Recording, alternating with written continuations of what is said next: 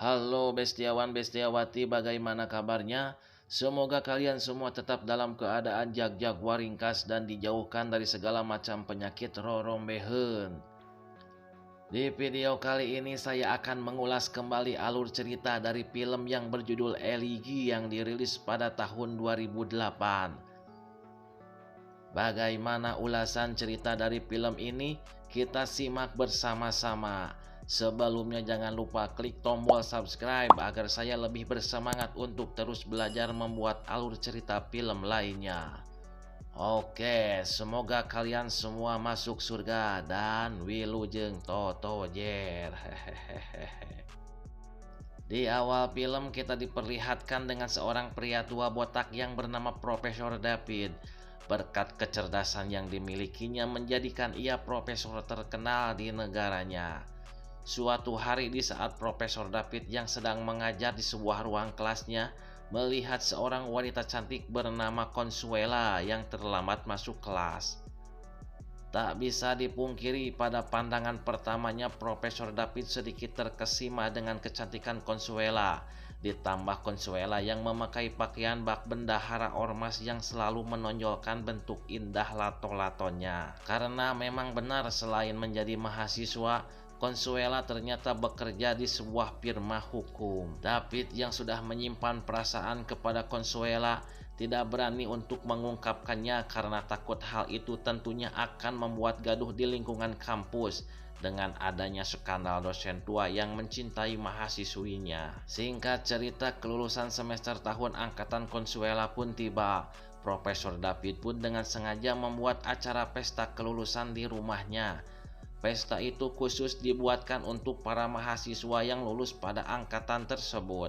Semua anak didiknya pun datang dan bersukacita merayakan kelulusan mereka. Begitupun dengan Consuela yang tak mau ketinggalan merayakan pesta di rumah dosennya itu yang menyediakan banyak botol intisari yang selalu bikin happy.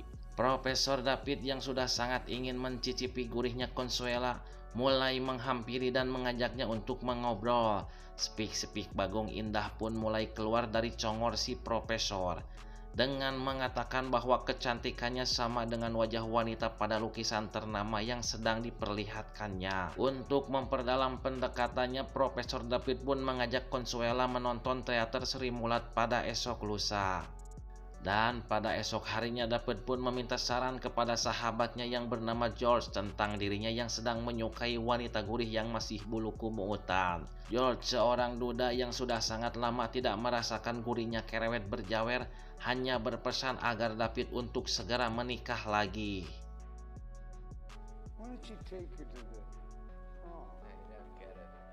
Pada malam harinya David yang sudah tidak kuat menahan kukumpul maraknya terus celagang, langsung memasukkannya ke dalam kerewet gurih teman wanitanya yang bernama Caroline. Dan diketahui bahwa si Caroline sangat sering memberikan jatah per-ewoan kepada David selama ini. Singkat cerita, pada keesokan harinya David serta Consuela menonton pertunjukan Sri Mulat layaknya sepasang kekasih. Consuela yang ngagibri kebulusan karena cuaca yang menjadi semakin dingin, akhirnya diajak David untuk ke rumahnya. Setibanya di rumah, David yang sudah tua namun memiliki stamina seperti kuda renggong Sumbawa langsung membuat Consuela totojer dan gegelehean. Per-ewoan pun terjadi sampai matahari terbit menyinari wilayah Cicahem dan sekitarnya. David yang sudah merasakan kareut serta gurihnya kerewet Consuela menjadi semakin kaedanan dan takut ditinggal pergi olehnya. Namun ternyata pria tua botak yang umurnya sangat jauh berbeda dengan kekasihnya itu justru telah mendapatkan kasih sayang yang luar biasa dari wanita tercantik Cicaheum tersebut. Suatu hari setelah beberapa bulan berlalu, secara tiba-tiba Caroline datang ke rumah David dengan membawa sebuah bunga yang ia rabut dari kuburan dekat rumahnya. Mengetahui Consuela tidak akan datang, David pun tanpa basa-basi langsung mengewok Caroline sampai lungsek. Caroline yang akan mengombeh kerewet beceknya setelah diewok malah menemukan pembalut wanita di kamar mandi si David. Seketika Caroline pun langsung marah dan ngutuk kepadanya. Namun David yang pandai membuat alasan dengan santainya mengatakan bahwa itu milik George yang kemarin malam menggembol cewek micet ke kamarnya, sekedar ikut menumpang melakukan perewoan. Di keesokan harinya terlihat Consuela yang sedang bertemu dengan David di sebuah resto stik ranjang yang berada di daerah ujung Berung. Di sini Consuela pun mengajak David untuk menghadiri sebuah acara di rumahnya yang akan dihadiri oleh rekan serta keluarga dari kedua orang tuanya. Meski menolak pada awalnya, namun akhirnya David mengiyakan ajakan tersebut. Tibalah acara di rumah Consuela digelar. Terlihat Consuela yang begitu panik menunggu kedatangan David yang akan ia kenalkan kepada orang tuanya. David yang sudah ginding dengan penampilannya dan sudah siap-siap akan berangkat, tiba-tiba saja merasakan tidak percaya diri untuk datang ke pesta keluarga Consuela. Itu dikarenakan ia takut kehadirannya ditolak oleh kedua orang tua Consuela yang sudah seumuran dengannya. Setelah di tengah-tengah perjalanan, David pun langsung menghubungi Consuela dan dengan berbagai macam alasan, ia memutuskan untuk tidak bisa menghadiri pesta keluarganya. Mendengar hal itu tanpa basa-basi, Consuela pun langsung menutup telepon Asia Hidayahnya. Semenjak kejadian itu, mereka berdua pun tidak saling berkomunikasi satu sama lain. Beberapa minggu pun berlalu, David yang galau ketinggang eceng dan merasa bersalah hanya bisa mendatangi tempat-tempat di mana dulu ia sering bermain bersama Consuela. Sampai-sampai David terkena penyakit tipes dan roromehen karena terlalu fokus memikirkan Consuela. George yang menemani di saat David sakit terus menyemangatinya untuk sehat kembali agar ia bisa menjadi moderator di acara George yang akan digelar di Sabuga. Singkat cerita, saat kondisinya mulai membaik, David pun mempersiapkan materi-materi untuk acara sahabatnya. Tibalah acara digelar. David dengan lancar membawakan materi pada acara itu, sehingga pada saat dirinya mempersilahkan George untuk menjadi pembicara, secara tiba-tiba George ngagelepek tersadarkan diri karena terlalu banyak memakan daun iwung. Acara pun diberhentikan dan George dibawa ke rumah sakit Hermina untuk di USG. Beberapa hari berlalu, David mengunjungi George yang sudah dirawat di rumahnya, ditemani dengan mantan istri serta anaknya.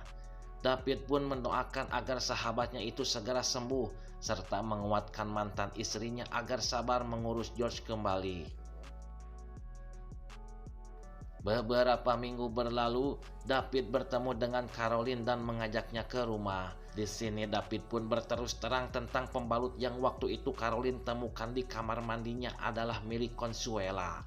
Caroline yang sudah lebih dari 20 tahun berkumpul kebo dengan David tidak marah dengan hal tersebut karena ia mengerti dengan kondisi David yang sudah tak ingin menikah lagi setelah pernah merasakan kegagalan dalam rumah tangganya.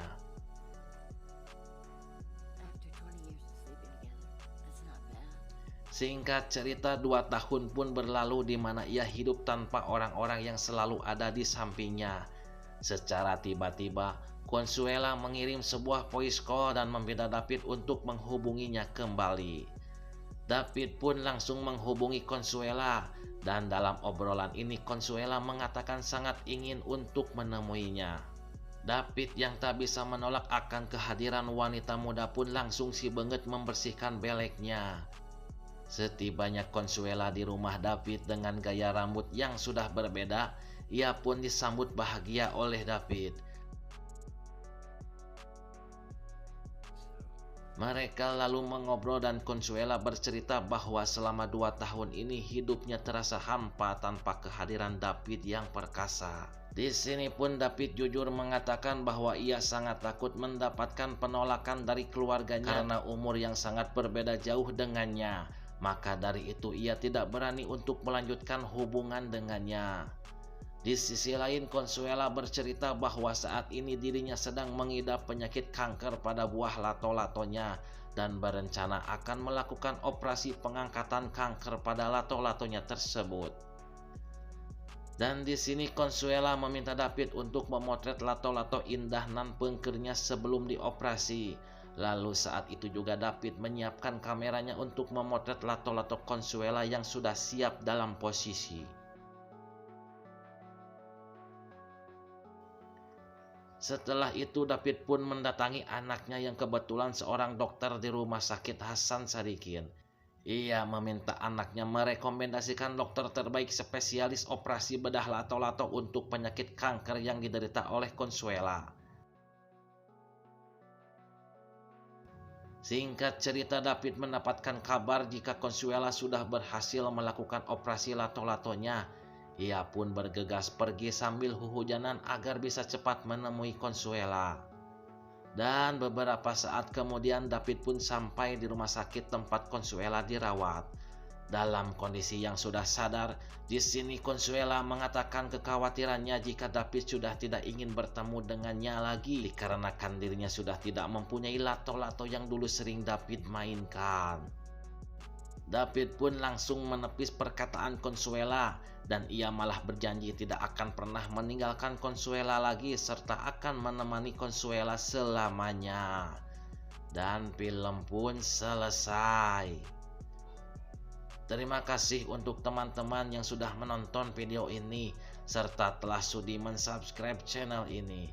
Semoga kalian semua gede milik dan masuk surga. Mohon maaf apabila kurang menarik, itu semua karena saya masih belajar. Alright, see you next video. All in untuk semesta.